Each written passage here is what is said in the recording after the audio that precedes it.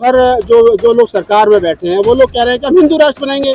आप लोग बाहर खड़े होकर के कह रहे हैं बौद्ध राष्ट्र बनाएंगे, तो संविधान की बात तो ना वो कर रहे हैं ना आप भी गैर संवैधानिक बात करो, वो भी गैर संवैधानिक बात नहीं, आप पहली बात तो आपका मोदी जी ने, योगी जी ने, मोहन भागवत जी ने क्या बिगाड़ आया? आप उनके हिंदू राष्ट्र के बीच में रोड़ा क्यों बन रहे हो? उन्होंने केवल मेरा नहीं पूरे भारत का सब कुछ बिगाड़ के रखा। योगी के गढ़ में बौद्ध धर्म की दीक्षा ली है, इससे पहले मेरठ में, उससे पहले, और अभी आपने घोषणा एक और कर दी। अभी तो यही सरदर्द खत्म नहीं हो रहा योगी जी का और मोदी जी का, 50,000 लोगों ने आज धर्मांतरण कर दिया या घर वापसी कर ली। अब आपने रामलीला मैदान का और बनारस की भी घोषणा कर दी है। देखिए, हम किसी को सरदर्द पैदा नहीं कर रहे। अब कोई खुद ही बीमारी अपने अंदर पैदा कर ले तो उसका इलाज है। जो जिनको तोड़ करके मंदिर बना दिए उनको वापसी की लड़ाई लड़ी जाएगी। तो आपको नहीं लगता कि टकराव की स्थिति? नहीं, टकराव की नहीं है। आज तक भारत के अंदर खुदाई में जब भी कुछ निकला वो बुद्ध के अवशेष निकले हैं, बौद्ध विहार निकले हैं, बुद्ध की प्रतिमाएं निकली हैं, बुद्ध के बारे में शिलालेख निकले हैं। आज तक आप रिकॉर्ड उठा के देख लीजिए।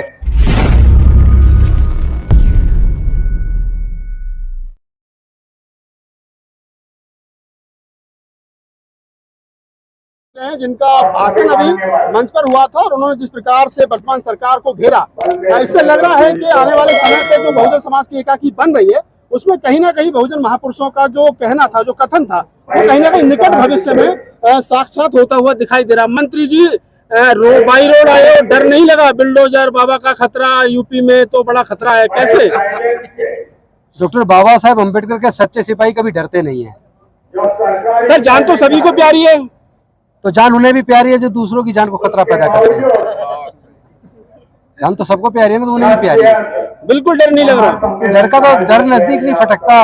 अम्बेडकर वादियों के जो बुद्ध को मानने वाले लोग हैं उनके नजदीक डर नहीं फटकता है। इस प्रकार के आयोजन करके, बड़े बड़े आयोजन करके, आज आपने गोरखपुर में बाबा आदित्यनाथ योगी की ये नगरी है, हिंदुओं का गढ़ है। नगरी तो ये नगरी आदित्यनाथ जी की नहीं है, ये बौद्ध नगरी है, बुद्धिस्ट सर्किट है। आप कभी ध्यान से देखिए, उधर सांची से लेके, इधर कुशीनगर से लेके, सारनाथ से लेकर और फिर अगर बोध गया राजगीर, ये पूरा बुद्धिस्ट सर्किट है।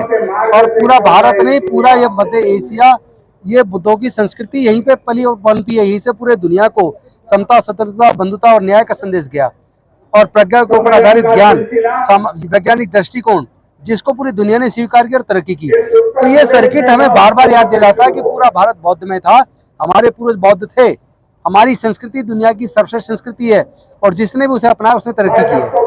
तो बौद्ध भी तो हिंदू थे, विष्णु के 9वें अवतार थे, बुद्ध तो अलग क्या है उसमें? वो तो कह रहे हैं कि बुद्ध भी हमारे ही हैं। ये कुछ बेवकूफ लोगों का षड्यंत्र है, हम उसको नहीं मानते, क्योंकि तथागत बुद्ध वो किसी मूर्ति पूजा में, किसी पाखंडवाद में, अंधविश्वास में भरोसा नहीं करते।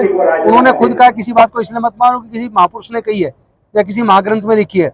किसी बात को मानने से पहले जानो, परखो, उसको परीक्षण करके देखो, अपनी बुद्धि और विवेक की कसौटी पूर्ण तरीके से कस के देखो, उसके बाद आपको लगे वो बात सही है तो मानो। यही अंतर है जो धम्म में और धर्म में अंतर पैदा करता है। आप लोगों ने ऐसा, उधर जो लोग सरकार में बैठे हैं वो लोग कह रहे हैं कि हम हिंदू राष्ट्र बनाएंगे। आप लोग बाहर खड़े होकर के कह रहे हैं बौद्ध राष्ट्र बनाएंगे, तो संविधान की बात तो ना वो कर रहे हैं ना आप भी गैर संवैधानिक बात करो, वो भी गैर संवैधानिक। नहीं, आप पहली बात तो समझ लीजिए, धर्म में और धम्म में अंतर है। हम धम्म की बात कर रहे हैं, धर्म की बात नहीं कर रहे।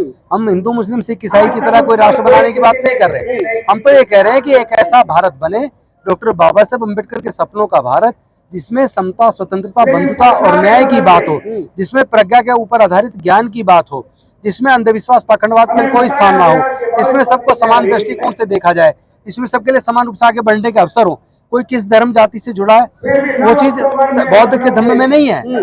या तो कोई भी आदमी आके अच्छे आचरण को स्वीकार करे और अपना कल्याण करे, तो कोई भी कर सकता है। तो धम्म में धर्म में अंतर है। बौद्ध धम्म वो हिंदू, मुस्लिम, सिख, ईसाई की तरह धर्म नहीं है, वो जीवन जीने का एक ऐसा मार्ग है जो व्यक्ति को कष्ट से निवारण करता है। आखिर आपका मोदी जी ने, योगी जी ने, मोहन भागवत जी ने क्या बिगाड़ आया? आप उनके हिंदू राष्ट्र के बीच में रोड़ा क्यों बन रहे हो? उन्होंने केवल मेरा नहीं, पूरे भारत का सब कुछ बिगाड़ के रख दिया, भारत की संस्कृति को प्रदूषित कर दिया। भारत में फिर से विषमता का शासन वो लाना चाहते हैं। भारत के संसाधनों को इन्होंने बेच दिया।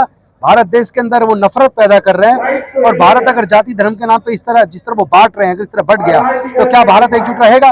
जो डॉक्टर बाबा साहब अम्बेडकर ने विविधताओं के भारत को, 562 रियासतों में बटे भारत को एक ऐसा संविधान दिया जिसने विविधता के भारत को जोड़कर एक मजबूत राष्ट्र के रूप में निर्मित किया। लेकिन ये लोग फिर से भारत को तोड़कर उसी तरह की रियासतों में बांटना चाहते हैं, धर्म जाति के नाम पे बांट के टुकड़े करना चाहते हैं। वो हमें स्वीकार नहीं है और हम होने भी नहीं देंगे।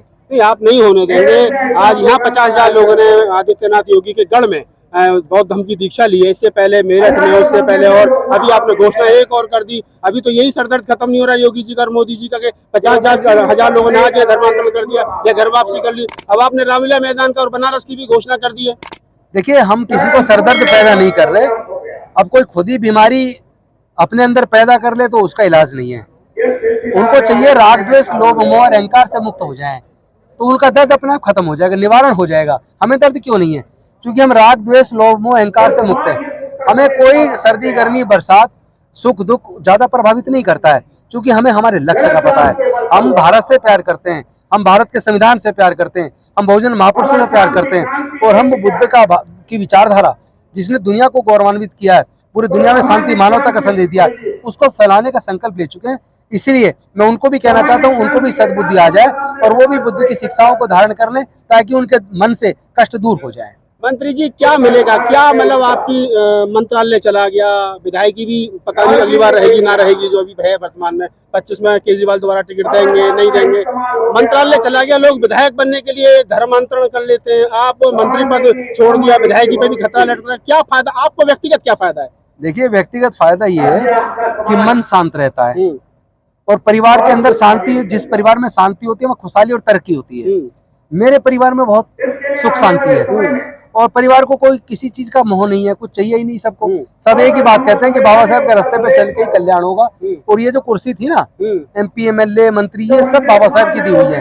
कोई जज बन गया, कलेक्टर बन गया, इंजीनियर बन गया, डॉक्टर बन गया, साइंटिस्ट बन गया, वकील बन गया, सब डॉक्टर बाबा साहब अम्बेडकर ने रास्ता बनाए हैं। और जो बाबा साहब का दिया हुआ और बाबा साहब के रास्ते पे चल के अगर कुर्बान करना पड़े, छोटी चीज है। हम तो जान कुर्बान करने को तैयार है। नहीं, आप कह रहे हो जान करने के लिए कुर्बान तैयार है। उन लोगों के लिए आप क्या कहोगे जो मंत्री और विधायक और काउंसलर बनने के लिए सब कुछ कुर्बान करने के लिए तैयार है? उनको मैं ये कहना चाहता हूँ, अगर उन्होंने सही मायने में राजनीतिक प्रतिनिधित्व समाज का नहीं किया, अगर उन्होंने संसद विधानसभा में जाके समाज की आवाज को बुलंद नहीं किया, समाज के दुख दर्द को दूर करने का प्रयास नहीं किया, सामाजिक मुद्दों को नहीं उठाया, तो वो लोग भविष्य में कभी भी MP MLA नहीं बन पाएंगे। समाज तय कर देगा उनका रास्ता, उनको समाज उनका आईना दिखाएगा और उनको संसद विधानसभा में समाज जाने नहीं देगा। आखिरी सवाल है मंत्री जी, निकट भविष्य में क्या आप धर्म का ही काम करते रहोगे या कुछ राजनीतिक उठापटक भी, जैसा सुनने में आ रहा था विजय वंश के मंत्री जी कोई पार्टी बनाएंगे या फिर अपने लेवल पर अपने जैसे लोगों को इकट्ठा करके एक राजनीतिक मंच तैयार करेंगे? देखिए, मेरा तो एक ही लक्ष्य है, सामाजिक शक्ति का निर्माण। हम सामाजिक और सांस्कृतिक शक्ति का निर्माण करेंगे। वो जब निर्माण हो जाएगा तो राजनीतिक रास्ता तो अपना बन जाएगा, उसकी परवाह करने की जरूरत नहीं है। MP MLA बनेंगे नहीं बनेंगे, नहीं भी बने कोई बड़ी बात नहीं है। जो इतने सारे बने वो कौन सा तीर मार रहे हैं? अरे ये बाबा साहब के मार्ग पे चल के अगर अपने आने वाले बच्चों को दोबारा गुलाम होने से बचा पाए, अगर अपनी संस्कृति को मजबूत कर पाए, अपने बुजुर्गों की सांस्कृतिक विरासत को, उस धरोहर को हम संरक्षित कर पाए, तो इससे बड़ा गौरव की कोई दूसरी बात हो नहीं सकती। ये MP MLA वो छोटी टेम्परेरी कुर्सियां हैं, आती जाती रहती है, लेकिन जिस कुर्सी की तरफ हम बढ़ रहे हैं वो बाबा साहब की दी हुई है। वो भारत को बौद्धमय करने की है, भारत को गौरवान्वित करने की है। उससे बड़ी कुर्सी किसी राजनीतिक सत्ता से हासिल नहीं हो सकती। मंत्री, एक सवाल और है, जैसा कि आपने अभी अपने संबोधन में कहा कि सरकार में जो लोग यहाँ बैठे हैं, चाहे प्रधानमंत्री है, चाहे मंत्री है, चाहे मुख्यमंत्री है, वो जब विदेश में जाते हैं तो कहते हैं बुद्ध की धरती से आए, और यहाँ उन्होंने बुद्ध के खिलाफ युद्ध छेड़ रखा है। तो क्या मजबूरी है? चेहरे पे चेहरा लगा करके सरकार क्यों? देखिए, ये जो सरकार सत्ता में है या ये जो पॉलिटिकल पार्टी है, ये सब लोग बाबा साहब को भी अलग अलग तरीके से सत्ता पाने का हथियार के तौर पर इस्तेमाल करते हैं। और ये ऐसे लोग हैं जिन्होंने आजकल राम को भी एक आतंक का पर्याय बना दिया है। लोग कई जगह देखता है, वीडियो देखेंगे कि मार रहे हैं, किसी को पीट रहे हैं और बोल रहे हैं जय श्री राम या जय श्री राम के नारे लगा रहे हैं। यहाँ तक कि अभी जो रेल एक्सीडेंट हुआ उड़ीसा के अंदर, वहाँ डेड बॉडीज को उसमें ट्रक में ऐसे फेंक रहे हैं जैसे कोई गठरी, कपड़ों की गठरी को फेंक रहा हो, और वहाँ भी वही नारे लगा रहे हैं। क्या क्यों आप लोग, मतलब कि आपका बिल्कुल दिवालिया हो गए हो क्या? आप लोगों ने तो मतलब उस नाम को भी, जिसको आप अपना भगवान करो, उसको भी आपने आतंक का पर्याय बनाया था। आपको शर्म नहीं आती? अरे आप इंसान बनो, अच्छे इंसान बनो और भारत से प्यार करो, भारत के संविधान से प्यार करो। भारत मजबूत होगा तो आप सब मजबूत हो जाओगे। आखिरी सवाल, आज मन से एक बड़ी घोषणा की गई, जो 1000 बुद्ध विहार है जो जिनको तोड़ करके मंदिर बना दिए, उनको वापसी की लड़ाई लड़ी जाएगी। तो आपको नहीं लगता है कि टकराव की स्थिति? नहीं, टकराव की नहीं है। आज तक भारत के अंदर खुदाई में जब भी कुछ निकला वो बुद्ध के अवशेष निकले हैं, बौद्ध विहार निकले हैं, बुद्ध की प्रतिमाएं निकली हैं, बुद्ध के बारे में शिलालेख निकले हैं। आज तक आप रिकॉर्ड उठा के देख लीजिए, हमारे ही मंदिरों को कब्जा करके उसमें उन्होंने रंग रोगन दूसरा बदल दिया है। लेकिन संस्कृति हमारी जमीन से खुद जमीन को सीने को चीर के निकल रही है, तो उसे कोई रोक नहीं पाएगा। हमें कोई जबरदस्ती नहीं करनी, वो समय आएगा वो अपने आप ही छोड़ देंगे, वो खुद ही कह देंगे कि हमसे गलती हुई, ये तो बुद्ध का भारत था और सब कुछ बुद्ध का है और हम भी उसी को मानेंगे, वो लोग भी उसी को मानेंगे। बाबरी मस्जिद का जो फैसला आया था और जब वहाँ पर मंदिर का निर्माण हुआ, वो साकेत नगरी थी, वहाँ पे जितने खुदाई में अवशेष निकले केवल बुद्ध के निकले। मथुरा में जितने अवशेष निकले बुद्ध के निकले। साकेत नगरी जिसको लोग आजकल अयोध्या के उसमें जितने अवशेष निकले बुद्ध के निकले। भारत में छोड़ो, तुर्क के तक के अंदर खुदाई के अंदर बुद्ध की मूर्तियां निकली है, उसके बाद और क्या अवशेष चाहिए? यही ना कि वहाँ पर जो बुद्ध के अवशेष निकले, लोग उनको लेकर के सुप्रीम कोर्ट गए, तो सुप्रीम कोर्ट ने उल्टा फाइन और कर दिया आप लोगों पर। देखिए ऐसा है, सुप्रीम कोर्ट से अब हमें न्याय की उम्मीद नहीं रही है।